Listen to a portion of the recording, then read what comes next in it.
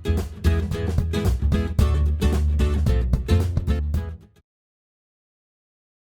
பார்வையில் இன்று நாம் பார்க்க போகும் படம் சிறை. இந்த படத்தை இயக்கியவர் புதுமுக இயக்குனரான சுரேஷ் ராஜகுமாரி. இவர் பிரபல இயக்குனர் வெற்றிமாறன்ட்ட ஒரு 10 ஆண்டுகளுக்கு மேலா பணியாற்றியிருக்காரு. இந்த படத்தில் பிரதான கதாபாத்திரத்தில் விக்ரம் பிரபு நடிச்சிருக்காரு. இந்த படத்தில் இன்னொரு கதாநாயகன் அந்தஸ்துள்ள இன்னொரு பாத்திரத்தில் நடித்தவர் தயாரிப்பாளரின் மகனான LK அக்ஷய்குமார். ஹீரோயினா புதுமுகம் தான் அனிஷ்மா. இன்னொருத்தவங்க ஆனந்தா தம்பிராஜா, அப்புறம் அனில்குமார்னு ஒருத்தர் நடிச்சிருக்காரு. இந்த படத்தோட கதைன்னு பார்த்தா எப்படின்னா, வேலூர் சிறையில் 5 ஆண்டுகளாக விசாரணை கைதியாக இருக்கார் அக்ஷய்குமார். அதே ஆயுதப்படை காவல்துறையில் தலைமை காவலராக இருக்கிறவர் விக்ரம் பிரபு. அவர் ஒருத்தரை என்கவுண்டரில் தவறாக சுட்டுறாரு. அதனால இவர் மேலே ஒரு விசாரணை வலயத்தில் இருக்கார் விக்ரம் பிரபு. அதற்கு இடைப்பட்ட காலத்தில் இந்த அக்ஷய்குமாரை சிவகங்கை நீதிமன்றத்துக்கு அழைச்சிட்டு போகணும்.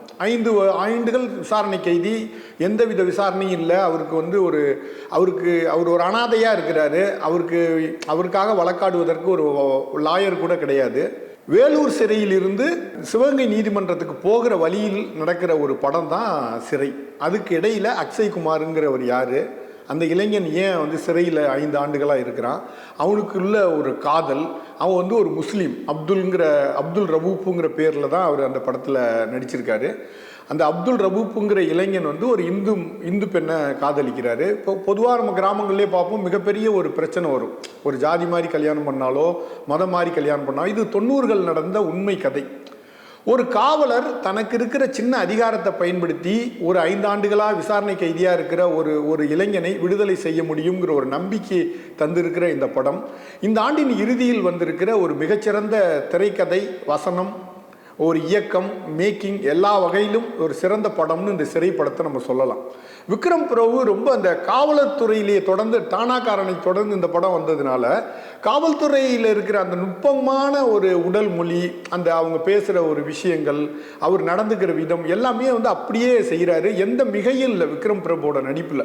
அவர் போலீஸ்லேயே இருப்பது மாதிரியே இருக்குது. இன்னொரு விஷயம், இந்த படத்தோட கதையை எழுதியவர் தமிழ் டானாக்காரன் படத்தை இயக்கியவர்.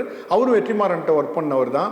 அவர் காவல்துறையில் 10 ஆண்டுகளுக்கு மேலே ஆயுதப்படையில் வேலை பார்த்துருக்காரு. அதனால காவல்துறையோடைய அந்த நுவான்சஸ், அந்த சின்ன சின்ன விஷயங்கள் கூட அவருக்கு தெரியுது.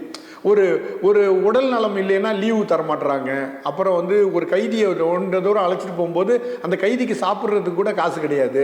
ஏதோ இருக்கிறத வச்சு இவங்களே பிரியாணி ஆர்டர் பண்ணுறாரு விக்ரம் பிரபு. அவன் அக்ஷய்குமார் கேட்பாரு, நீ சாப்பிட்றியா, ஆர்டர் பண்ணிக்க. அப்படி இல்லை, ஒரு டீ மட்டும் வாங்கி கொடுங்க சார் அப்படின்னு சொல்கிறது. ஒரு இடத்துல ஒரு சக காவலருக்கு உடல் நலம் இல்லாமல் இருக்கும். இல்லை, நீ டியூட்டி பார்த்தே ஆகணும்னு ஒரு உயர் அதிகாரி சொல்லுவார். இல்லை அவருக்கு லீவ் கொடுங்க, ஏன் இதை கூட கேட்கறதுக்கு எனக்கு உரிமை இல்லையான்னு விக்ரம் பிரபு போரிடுறது. அப்புறம் ஒரு கட்டத்தில் அந்த கைதிக்கு எதிராக இருக்கிற மனநிலையில் இருக்கிற விக்ரம் பிரபு கடைசியில் பார்த்தா அந்த கைதிக்கே உதவி செய்கிறவரா ஒரு நீதிபதிக்கிட்டே சொல்லி அவருக்கு ஒரு விடுதலையை வாங்கி தருகிற ஒரு இடத்துக்கு அவர் வராரு. இந்த புதுமுகமாக நடிச்சிருக்க அனிஷ்மா உணர்ச்சிகளை அவ்வளோ வெளிப்படுத்துகிறாங்க. ஒரு குடும்பத்தில் தாய் மாமன் ஒரு பெரிய குடிகாரனாக இருக்கான். அக்காவை போட்டு அடின்னு அடிக்கிறான். அக்காவுக்கு குழந்தை கிடையாது. இந்த பொண்ணையும் தாறுமாறாக அடிக்கிறான். அந்த இக்கட்டான சூழலுக்குள்ள நசுங்கிற ஒரு சின்ன புழு மாதிரி ஒரு துடிக்கிற ஒரு கதாபாத்திரத்தில் தான் அனிஷ்மா நடிச்சிருக்காங்க. அவங்களுக்கு முதல் படம் மாதிரியே தெரியல, அவ்வளோ ஒரு உணர்ச்சிகளை வெளிப்படுத்துகிறாங்க. அந்த காதலனுக்காக 5 ஆண்டுகள் நீதிமன்றத்துக்கு வராங்க. வாய்தா போட்டுக்கிட்டே இருக்காங்க. ஒரு நாள் அடுத்த மாதம், அடுத்தடுத்த மாதம், ஒவ்வொரு தடையும் அது அந்த மினி பஸ்ஸில் கிளம்பி அந்த காதலனை பார்க்கறதுக்காக வருது. அதே மாதிரி அக்ஷய்குமார் தன் காதலை நினைத்து உருகிறது.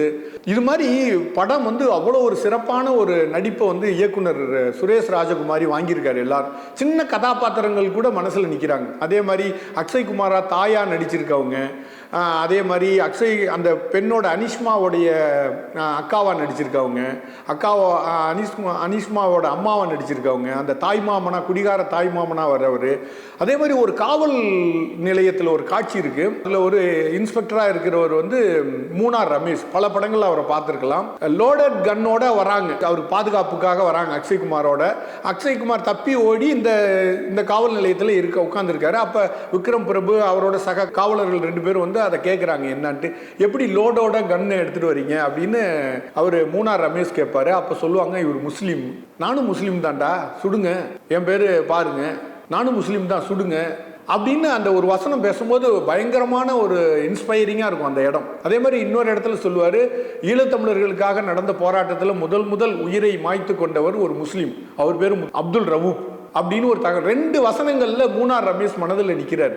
இந்த படத்தோட ஒளிப்பதிவு, இந்த படத்தோட இசை வந்து ஜஸ்டின் பிரபாகரன், ஒளிப்பதிவாளர் வந்து மாதேஷ் மாணிக்கம், இந்த படத்தோட எடிட்டர் வந்து புலோமின் ராஜ், அவர் மிகப்பெரிய சூப்பர் ஹிட் படங்களுக்கு எடிட் செய்தவர். எல்லாருமே மனசில் நிற்கிறாங்க. எல்லாருடைய பங்களிப்பு இந்த படத்தில் இருக்கு. பொதுவாக தமிழ் சினிமாவில் காவல்துறை அதிகாரிகள்னா பயங்கர கொடூரமானவனா, ஒரு காவல்துறையிலே ஒரு காவல் நிலையத்துக்கே ஒரு பொண்ணு போய் அங்கே சொன்னாங்கன்னா அந்த பொண்ணை ஏதோ கெடுத்துருவாங்களோ அப்படிங்கிற லெவலில் பயப்படுற அளவுக்கு சினிமா மாறி வந்திருக்கு. ஆனால் காவலர்கள் வந்து நல்லவர்கள், அவங்களுக்கு வந்து நியாயத்தின் பக்கம் அவங்க நிற்பாங்க. தனக்கு இருக்கிற சின்ன அதிகாரத்தை கூட பயன்படுத்தி அவங்க ஒரு கைதியை அவங்க விடுதலை செய்ய முடியுங்கிற ஒரு நம்பிக்கை இருக்குல்ல, அது இந்த படத்தில் கிடச்சிருக்கு. அதே மாதிரி கைதியோடைய பின்னணி தெரியாமே நம்ம ஒரு கைதிங்கிறதுனாலேயே அவனை வந்து நம்ம வெறுப்போம். அதே மாதிரி ஒரு முஸ்லீம்ங்கிறதுனாலேயே வெறுப்பை தூண்டுறது, இந்த மாதிரி விஷயங்கள் இருக்குல்ல, இதெல்லாம் இந்த நம்பிக்கைகள் பொது புத்தியில் இருக்கிற அந்த உணர்வுகளை எல்லாம் மாற்றி அமைச்சிருக்கு. இது முதல் படத்திலேயே ஒரு ஸ்டன்னிங்கான கருத்தை வந்து சொல்லியிருக்காரு, சமூகத்துக்கு தேவையான கருத்து. இன்று நம்ம வந்து பிரிஞ்சு கிடக்கிற இந்த சூழல்ல, அந்த பிரிஞ்சு கிடக்கிறதுக்கான வெறுப்பை தூண்டுகிற இந்த சூழல்ல இந்த படத்தின் வலியுறுத்துகிற கருத்து நமக்கு தேவையானது. தமிழ்நாடு எப்போதுமே ஒரு இணக்கமான மாநிலம். அதே மாதிரி இந்த சிறை படமும் அதே மாதிரியான ஒரு நல்லிணக்கமான ஒரு கருத்தை சொல்றதுனால இந்த படம் வந்து எல்லாராலையும் பாராட்டப்படுகிறது. இந்த ஆண்டின் இறுதியில் இது வந்தாலும் இது வந்து சிறை வந்து எல்லா ரசிகர்களின் மனதிலும் ஒரு சிறை புகுந்த ஒரு படமா இது மாறி இருக்கு. மிகச்சிறந்த ஒரு அனுபவம் இந்த படத்தை பார்க்கறது. ஒரு ஃபீல் குட் மூவின்னு சொல்லலாம். இப்போ டூரிஸ்ட் ஃபேமிலி பிறகு வந்து நாம் பார்த்த படங்கள்ல வந்து மனதில் நிற்கிற ஒரு படமா சிறை இருக்கு. எல்லாரும் தியேட்டர்ல போய் பார்த்து ரசிங்க. இந்த வீடியோ உங்களுக்கு பிடிச்சிருந்தா லைக் பண்ணுங்க, ஷேர் பண்ணுங்க, கமெண்ட் பண்ணுங்க. மறக்காம OH சினிமா சேனலுக்கு சப்ஸ்கிரைப் பண்ணுங்க.